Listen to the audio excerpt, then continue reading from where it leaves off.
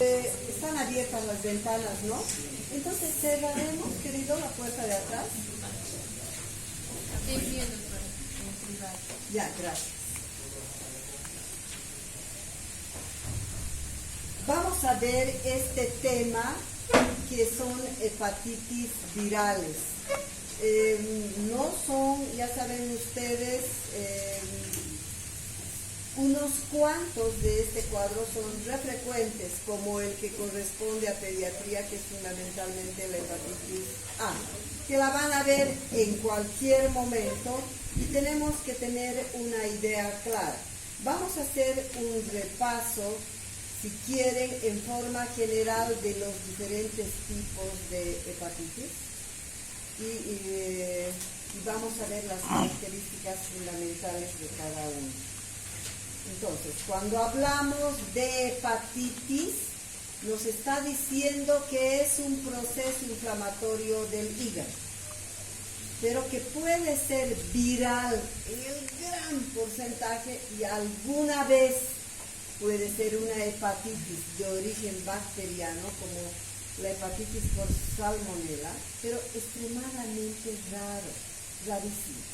O pueden haber incluso hepatitis de hipersensibilidad, como hemos visto, esta hepatitis tóxica medicamentosa secundaria a medicamentos de la tuberculosis, ¿verdad?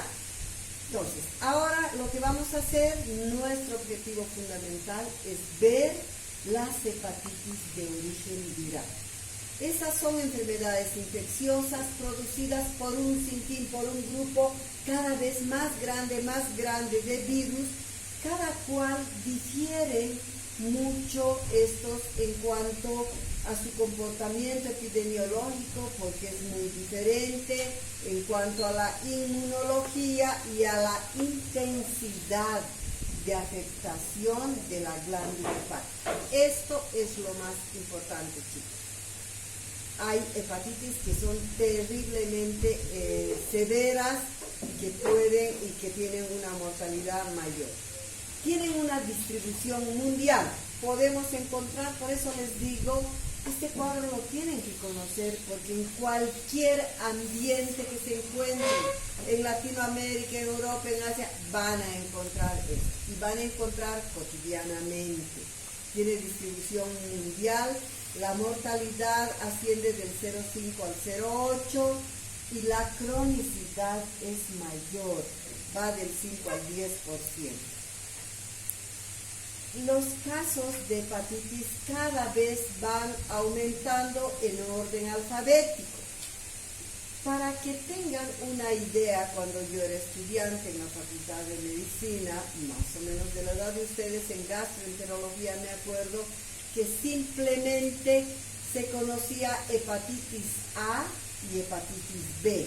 Y un año antes, o unos poquitos años antes, se había descubierto una hepatitis que se llamaba ni A ni B, que vamos a ver ahora. Entonces esta lista que va en aumento va de la A, la B, la C, la D, la E, la F, la G, hasta la G que se la tiene. Todos pueden presentarse en pediatría y la mayoría en pediatría tiene un curso asintomático. Entonces, ahora vamos a hablar de la hepatitis A, que en esencia al hacer pediatría sería el objetivo de nuestro estudio más importante. Este virus de la hepatitis A tiene en su nucleolo el RNA y pertenece al grupo de los picornavirus. ¿Y cómo se transmite si hablamos de la epidemiología? Es orofecal, es decir, es mano, ano, boca, por contaminación orofecal. Igualito que se contagia las amebas, la salmonela, la giardia, etc., por contaminación con las heces, ¿ya? Se produce en epidemias y endemias. En general, casi todos tenemos una endemia muy baja y en un determinado momento lo encontramos a un paciente con hepatitis. Su periodo de incubación es muy variable, puede ir de 15 a 50 días, ¿ya? Eso es terriblemente. ¿Dónde los encontramos más a los casos de hepatitis? En general, cuando inician clases, por ejemplo, en el verano. Y es, por lo tanto, será más frecuente en grupos hacinados. ¿Cuáles son estos grupos? Por ejemplo, guarderías, kinderes, escuelas, particularmente la primaria, hasta en cuarteles se puede encontrar, ¿cierto? Son estos, se dice que son poblaciones cautivas porque están encerradas. En los países en desarrollo, como es toda Latinoamérica, en general, gran parte de los niños, aunque si no han sido vacunados, se enferman en la primera década. Ya han enfermado. Muchos de ellos ni se han enterado que se han enfermado. Pero en los países desarrollados, Europa, Estados Unidos, en general puede presentarse la hepatitis A en edades mucho más avanzadas, ya en edad adulta. Pero cuando se presenta en edad adulta, esta hepatitis A viene a ser severa, bien severa. Pero nosotros, por ejemplo, hemos enfermado en la primera infancia. ¿Cómo es la epidemiología? Hay una fase inicial que se llama la de expresión viral, que es generalmente la primera y segunda semana de iniciar el cuadro, y antes de que empiece la sintomatología. Fíjense, esta es la causa, chicos, por la cual se hacen epidemias, porque nadie se entera, ni la mamá ni el niño, pero hasta 2 semanas antes ya está contagiando en su curso o en la guardería sin tener ya síntomas. Es la fase que está de expresión viral. Por eso se dice que esta fase se constituye la fase contagiosa. Por eso yo siempre les digo a los chicos, cuando encontramos el primer caso, para nosotros viene a ser índice, el primer caso de hepatitis, porque vienen en general, trae el padre con toda la sintomatología, un diagnóstico bien claro. Viene histérico, con vómitos, con dolor abdominal, etc. Basta que haya ictericia, los papás se asustan y traen al niño. Entonces, este niño tiene todas los síntomas. Y por un niño que tiene esas características floridas de sintomatología, hay muchísimos, hay autores que dicen incluso son cientos que están por detrás asintomáticos y se hace la epidemia, ¿ya? Después de esta fase contagiosa, que es la de excreción viral muy acentuada, viene la fase de estado o de ictericia. Esa es la fase donde claramente el niño empieza a teñir conjuntivas, la piel, hay vómitos, hay diarrea, hay dolor abdominal, anorexia, etc. Toda la sintomatología. Y fíjense, después de que ha pasado esta fase de ictericia, el paciente, si el niño ha revertido la ictericia, en esta fase el niño deja de ser contagioso, ya no contagia más, ya cuando desapareció la ictericia. No se conoce estado de portador en la hepatitis A. Y como la mayoría hemos estado en contacto, ya no repetimos eso. En cambio, la hepatitis B sí, acuérdense que sí hay portador, ¿verdad? La presencia de anticuerpos contra la hepatitis A da inmunidad de por vida, chicos. Da inmunidad de por vida. Entonces, ya no vuelve a ser. ¿Cómo es la patogenia? al hablar de patogenia, vamos a hablar un poco qué es lo que pasa con el órgano de choque. En este caso, el órgano de choque es el hígado, ¿verdad? Y en este caso, entonces, hay digamos, una sintomatología que puede ser muy leve en la gran mayoría de los casos, pero muy pocos casos sí se van a afectar gravemente. Entonces, por eso se dice existe daño hepático muy escaso en términos generales. Excepcionalmente se puede encontrar insuficiencia hepática fulminante, seguida de muerte. Fíjense, chicos, con ustedes es la tercera vez que hablamos de insuficiencia hepática fulminante. La primera vez, ¿cuándo hablamos?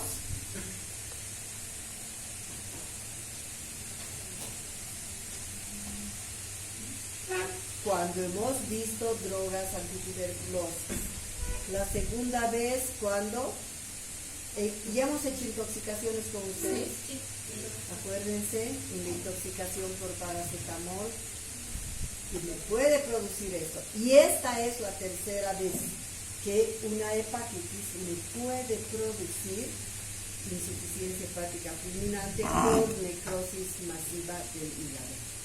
Este daño hepático en la hepatitis A en general está mediada por los linfocitos TCD8 y no por el efecto citopático del virus. ¿Cómo es la clínica de la hepatitis A? Predomina en pediatría, la mayoría de los casos, un curso asintomático y anestérico. Por eso que mucha gente ni se entera que tiene hepatitis y está haciendo hepatitis y está contagiada, ya porque igual presenta su expresión viral. La clínica se divide en tres fases: una fase prodrómica, una fase histérica o de estado que se llama, y una fase de convalescencia o de regresión de la enfermedad. ¿Cómo es la fase prodrómica? En general es silenciosa.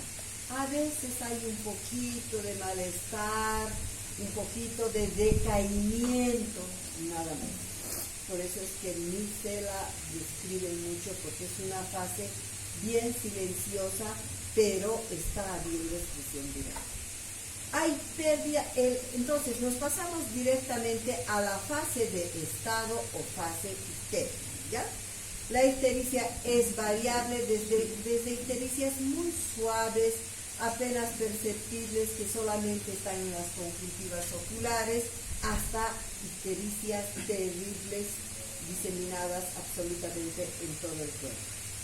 Hay pérdida de peso. ¿Por qué? Porque este cuadro, una de las características más importantes es la anorexia acentuada. Entonces, en cualquier tipo de hepatitis A, B, C, D, en cualquiera, chicos, la anorexia es grave. No tienen ganas de comer. Aún en la A, los chiquitos, cuando tienen síntomas, no quieren, tienen una falta de apetito y no quieren ni las cosas más, digamos, tipo tortas, los pasteles, los dulces, las golosinas, que son las cosas que más les gustan, no quieren nada. Por lo tanto, hay una pérdida de peso acentuada en ellos por esta anorexia. Por eso entonces, cuando nosotros hemos visto el primer caso en la consulta, que viene con sintomatología y es una hepatitis comprobada, la siguiente vez que venga un niño y que la mamá diga no quiere comer nada, hace unos días que está inapetente, tienen la obligación de pensar que pueda tratarse de una hepatitis, ¿ya? A veces es lo único que hay. Puedo encontrar aquí hepatoesplenomegalia, entra al torch por esto, ¿verdad?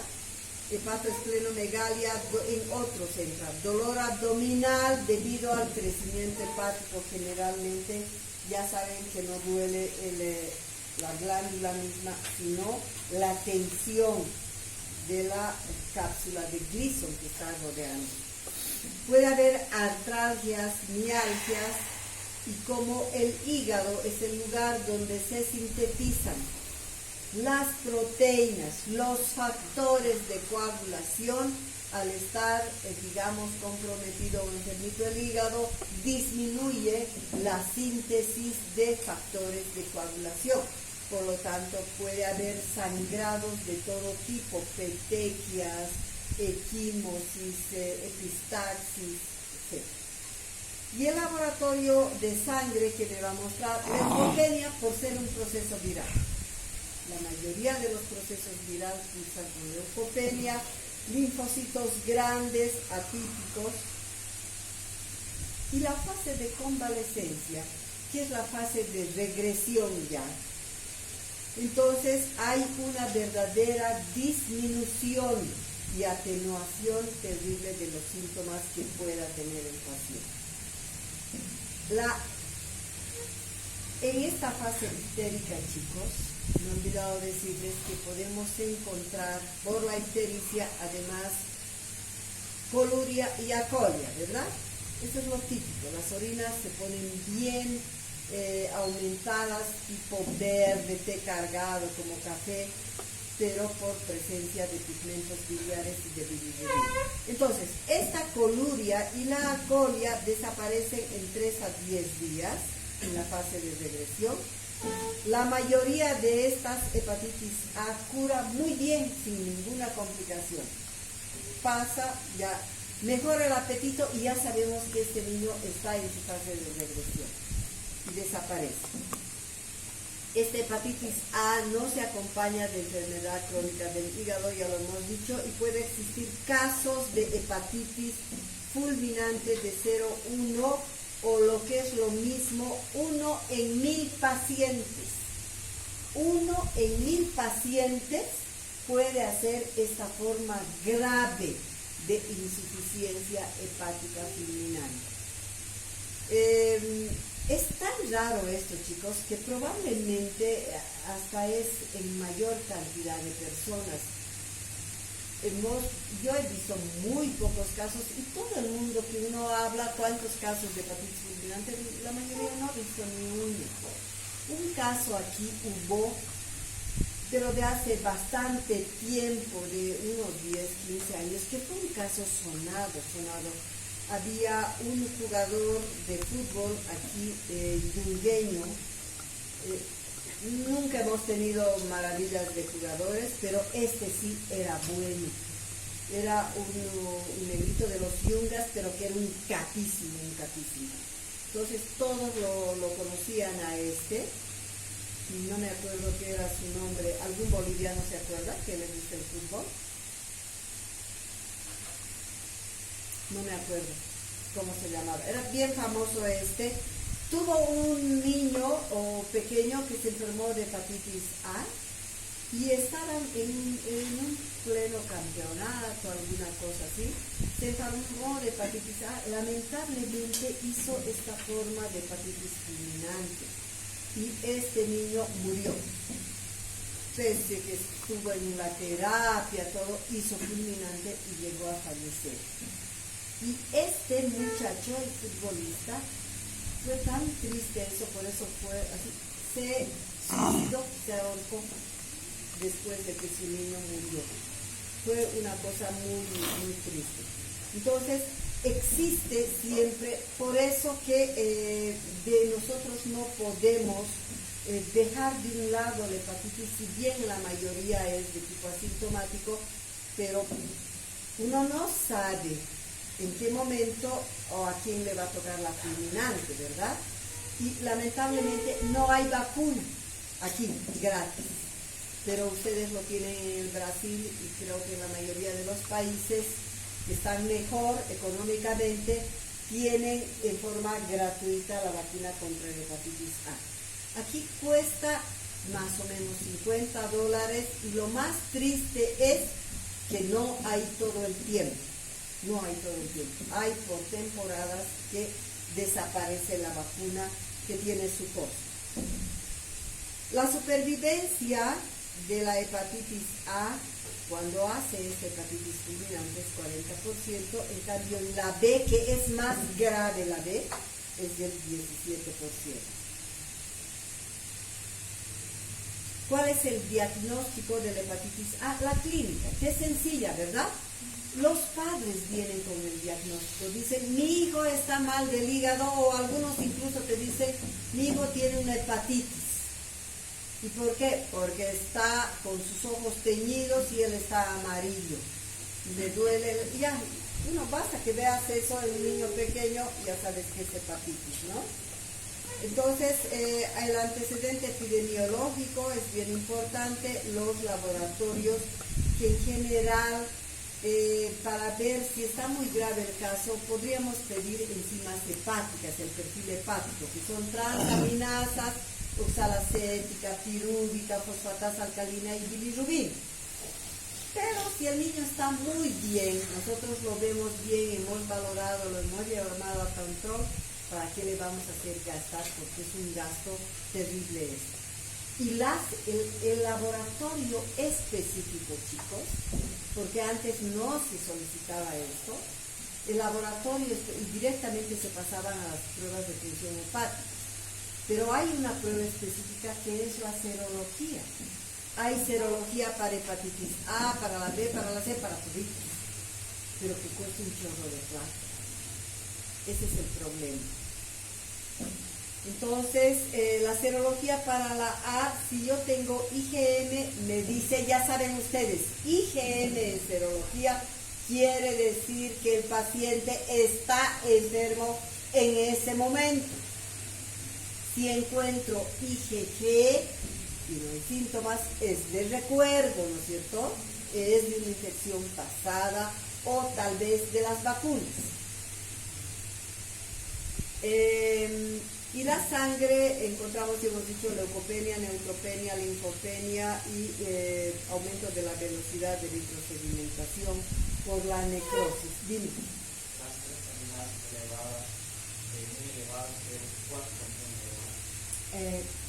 La A, por ejemplo, que en términos generales no te hace mucho daño, te eleva alrededor de 200, 300, así.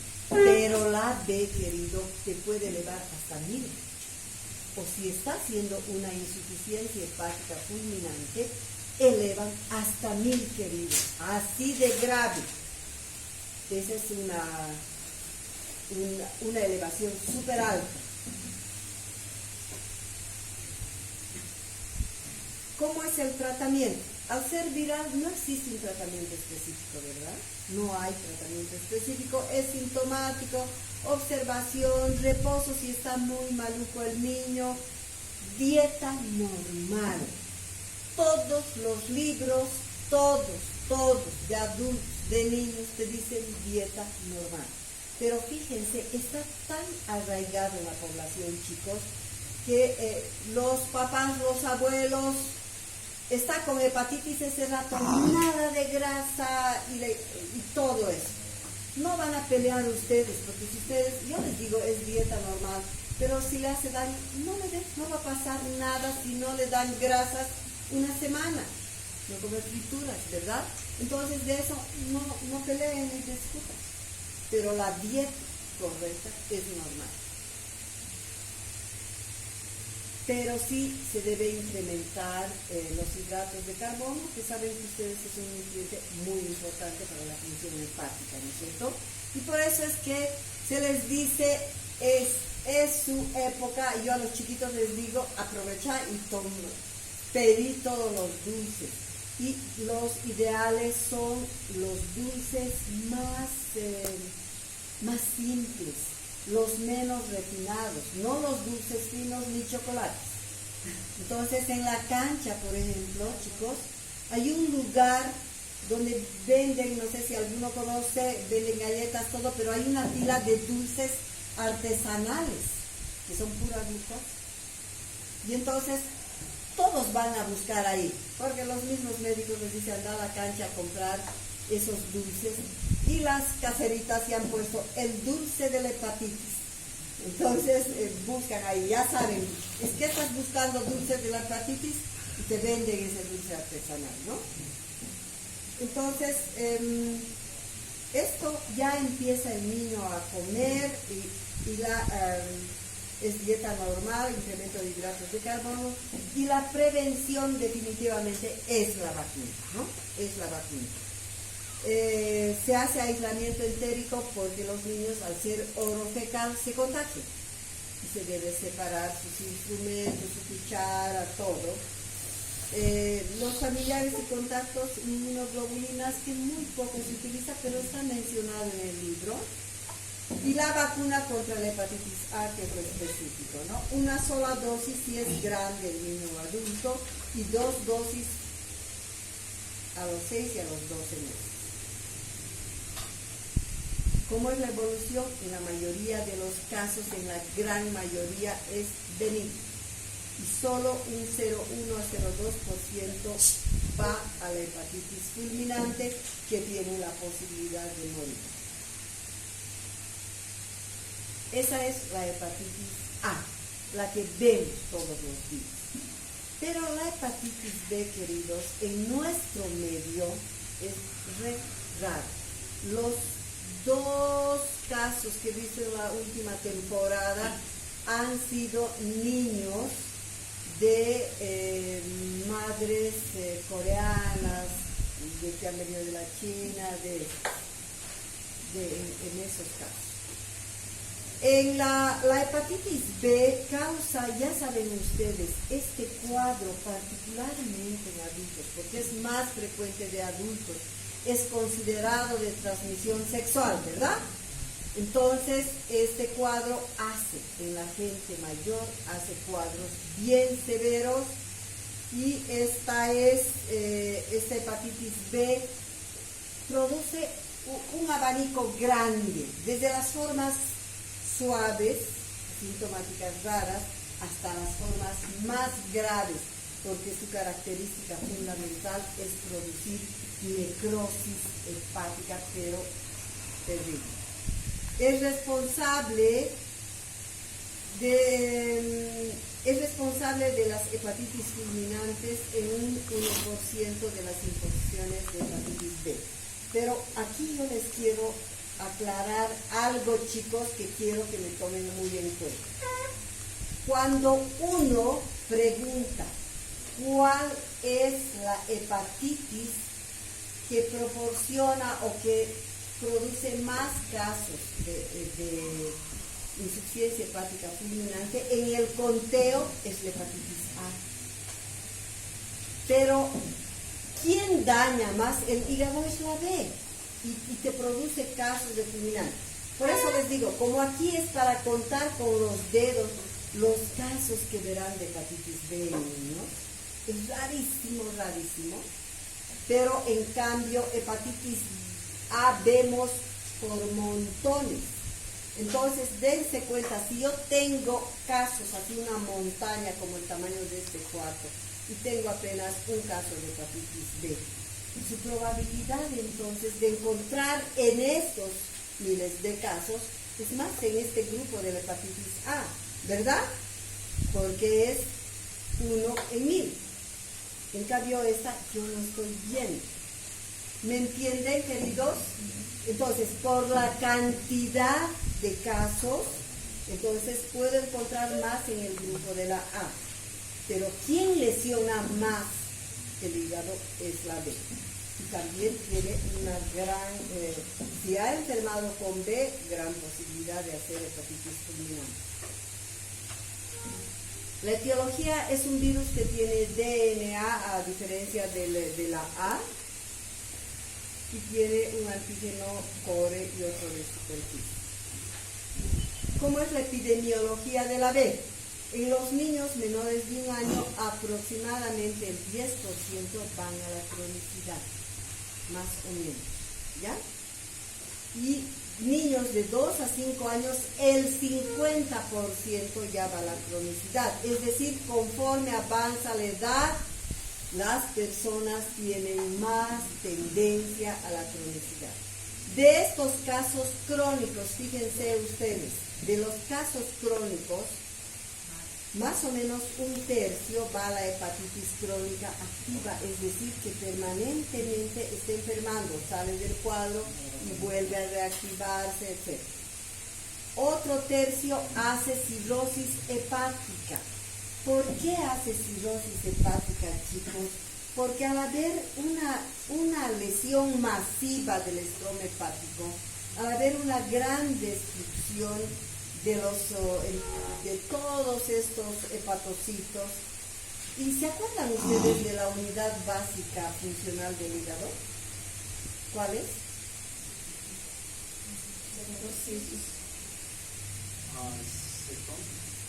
¿Cuál es la unidad básica funcional del hígado? Uno piensa que es, pero no. Es el lobulillo hepático, ¿se acuerdan?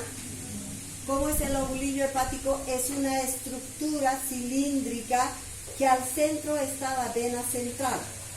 Entonces, alrededor de la vena central, acuérdense que hay placas celulares, así en forma radial, ¿verdad? Y que en cada una de estas capas, placas celulares, hay dos filas de hepatocitos, de varios hepatocitos. Al medio, estas células hepáticas liberan la bilis y llegan a conformar un canalito biliar. En la parte periférica de esta parte central, porque tiene poros bien grandes, entra el líquido y se sintetiza ahí por primera vez la linfa. ¿Y se acuerdan que se llama ese espacio el espacio de Dice? ¿Se acuerdan, verdad? Y del espacio de Dice salen los canalículos linfáticos. Entre placa celular y placa celular hay un espacio vascular, que es, en este espacio vascular confluyen una vena que viene desde la porta, trayendo bacterias porque viene desde los intestinos, ¿verdad? Y entra como una vénula portal y desemboca en este sinusoide hepático. Y también viene la arteria hepática con sangre oxigenada. O sea que en el sinusoide, en este lecho vascular, se mezcla sangre arterial y sangre venosa. Y rodeando, les estoy haciendo recuerdo de histología, rodeando hay las grandes células de Kupffer en estos sinusoides. Y entonces cuando traen la sangre contaminada de los intestinos, las grandes células de Kupffer son macrófagos que engullen en fracciones de segundo todas las bacterias. Y ese líquido, esa sangre limpia, vacían en la vena central. De la vena central va a la vena hepática, desemboca, de la hepática pasa a la cava y de la cava pasa a la circulación general. Ya, sangre limpia. Entonces, fíjense, y en el intersticio circulan conducto biliar, conducto linfático, la vena portal y las arterias. Cuando hay necrosis, toda esta estructura se desmorona, queridos. Es apretado, porque si hay una infección, en la fase de reparación se llena de ¿qué tejido? En la fase de cicatrización, ¿qué tejido es? Conectivo, ¿no es cierto? O fibroso. Este tejido enmaraña esas estructuras y hace que haya, por lo tanto, la hipertensión portal retrógrada. ¿Perdón? Sí, hay una hipertensión portal retrógrada. Y entonces, debido a eso, hay la cirrosis hepática como una de las complicaciones. Y sobre este tejido cicatrizal que existe, es bien fácil sobre los cirróticos que se meta el carcinoma hepático. Por eso que estos casos crónicos, la hepatitis B es tan grave que si no te mata la misma hepatitis, o una hepatitis fulminante, te mata por carcinoma hepático, por cirrosis o por la misma actividad, ¿no es cierto? Entonces es muy grave.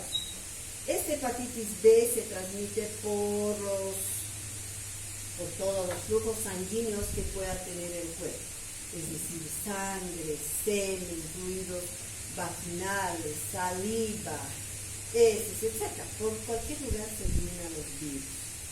Y es reservorio de infección del portador crónico, ¿verdad? Entonces, y los crónicos, lamentablemente, hay un porcentaje de crónicos que tienen una pinta de estar chicas y varones que como si estuvieran salidos. Sin embargo, una relación sexual no protegida puede contraer esta hepatitis B. Entonces, por eso es peligroso. La epidemiología son grupos de alto riesgo, recién nacidos con madres que tienen el virus de la hepatitis B, múltiples parejas sexuales en los grandes, drogadictos endovenosos, ¿verdad? Agarran, comparten a veces los ya pasados, las jeringas, homosexuales, pacientes con diálisis, transfusiones sanguíneas, aunque esto ya se ha vuelto más seguro. Sin embargo, siempre es un factor de riesgo, por eso está mencionado en el libro. También esta hepatitis B, si nosotros vemos la incidencia que existe, es baja en Estados Unidos, en Europa y en todo Latinoamérica. Es bajísima. Pero es terriblemente alta, chicos, en la China y el sudeste de Asia. El periodo de incubación ya es bien largo, es de 45 a 160 días con un promedio de 120 días. ¿Cómo es la clínica? En realidad la clínica es la misma que hemos hablado en la hepatitis A, solo que más severa, mucho más severa. ¿Se da tu boca? ¿Por qué abres tan grande? Si vos pesas, tapate. No hay problema. Estoy jugando. Entonces, decíamos que la sintomatología es la misma, solamente mucho más acentuada. Hay todo lo que hemos dicho, anorexia acentuada, decaimiento, malestar general, no tienen ganas de comer, sangran mucho más todavía que en las otras, hay artralgias, exantema, acrodermatitis, todo esto es mucho más fregado.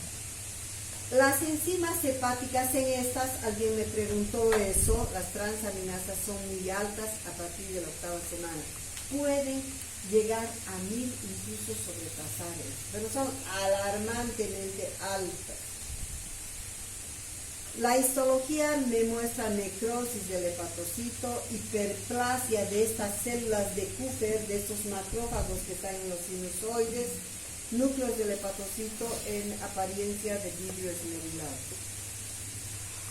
¿Cómo es la clínica de la hepatitis B? Hay más riesgo, obviamente, porque hay mayor compromiso de hepatitis fulminante.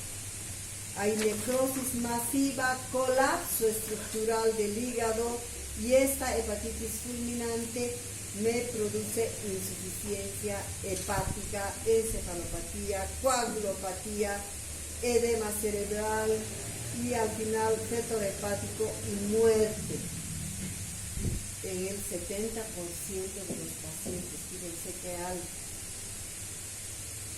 Tratamiento y prevención, el tratamiento es de sostén, es también viral. Sin embargo, hay una serie de protocolos, tanto para la B, para la C, para la D, que se utilizan una serie de antivirales. Hay los más conocidos, por ejemplo, interferón, aciclovir, acetel, levamisol, etc. Prednisona. Pero hay otros protocolos que todavía están en experimentación. Entonces, esto logra con suerte a veces revertir o disminuir los síntomas. La prevención definitivamente, queridos, es la vacuna y nosotros como personal de salud deberíamos tener bien completa la vacunación. Les exigen, ¿no, chicos? ¿La B todos tienen? Sí.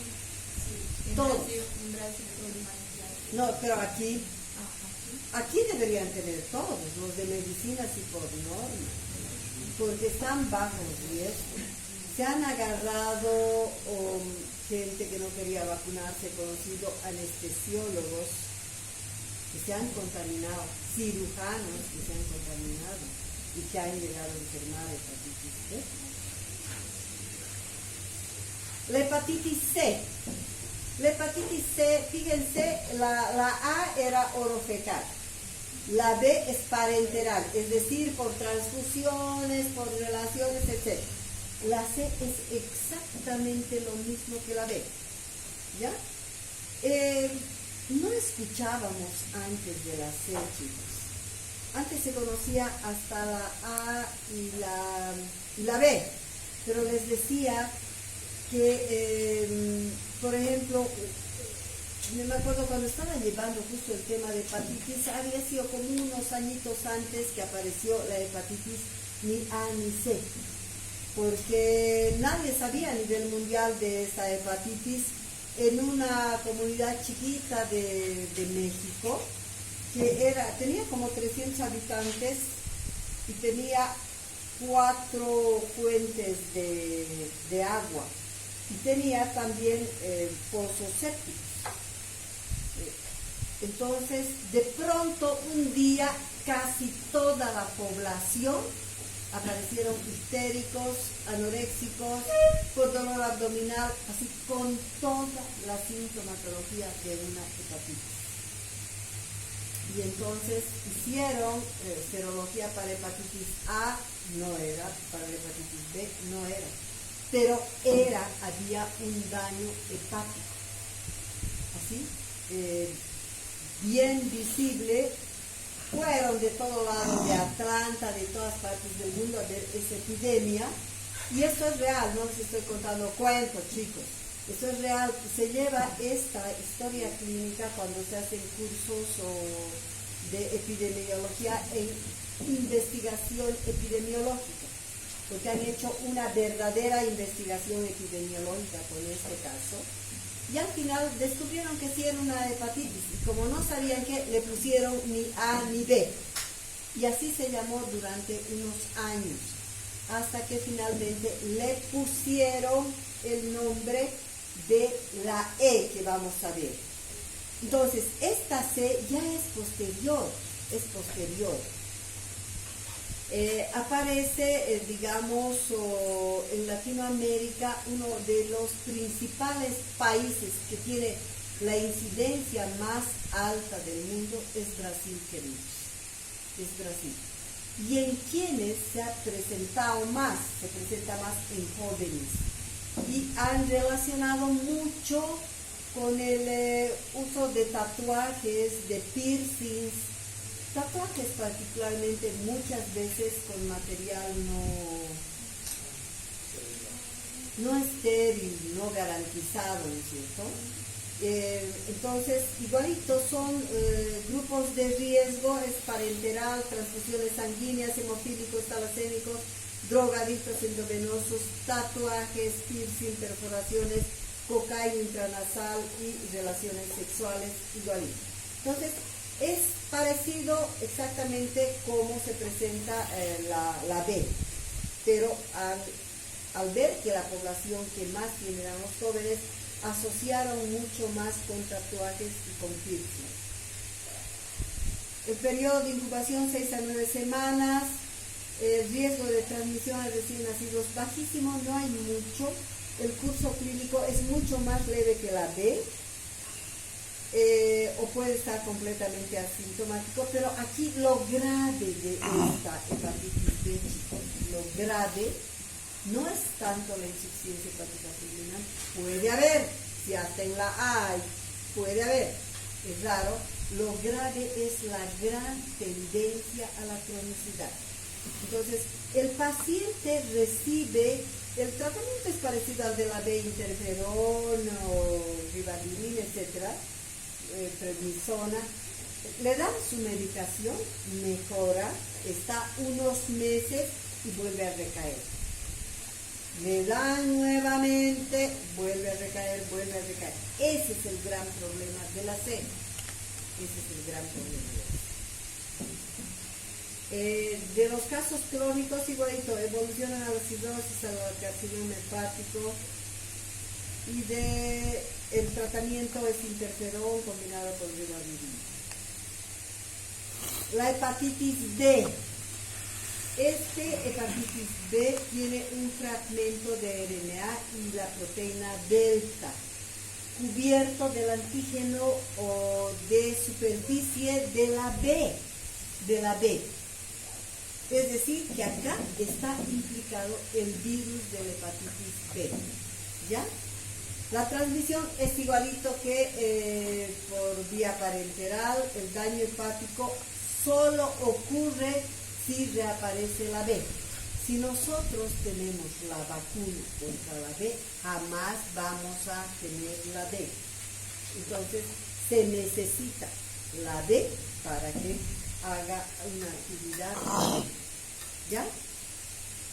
La sobreinfección produce hepatitis aguda fulminante un 10 al 20%, y en las enfermedades crónicas lo mismo. Puede haber cirrosis, carcinoma, el tratamiento interferón, y la prevención es la vacuna contra la hepatitis B. Esta E es la hepatitis que les he mencionado, la que apareció en un pobladito chiquito de México. La llamaron a esta hepatitis E. Hepatitis E. Y esta hepatitis E es bien parecida a la A. Es igualita, oro fecal, es leve,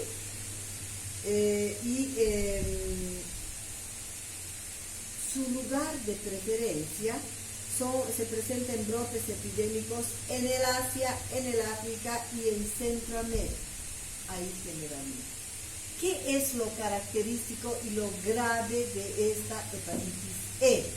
Que una embarazada pueda contraer la E. Ese es el problema. Por eso se dice, hay transmisión vertical, es común en madres que sobreviven a la infección, el periodo de incubación de 15 a 60, y es agresiva en mujeres embarazadas durante el segundo trimestre. La mortalidad en estas mujeres que han hecho es alta, es del 10 al 20%, y el tratamiento es de sustento. ¿Ya? Entonces, el grupo afectado en este caso, el gran problema es en las mujeres embarazadas. La otra, la C, es la gran tendencia de cronicidad. Hablando que se interrumpir el embarazo. ¿Perdón? ¿Qué sería en este caso si está en el segundo trimestre y está infectado? ¿Qué se hace? Lamentablemente no hay pues un tratamiento específico que no hay. El tratamiento es terrible. No hay un tratamiento. Pero esta mortalidad está de la mujer embarazada o del feto? De la mujer embarazada también. Y el feto también tiene riesgo. Es el problema. Creo, queridos, que con esto hemos terminado.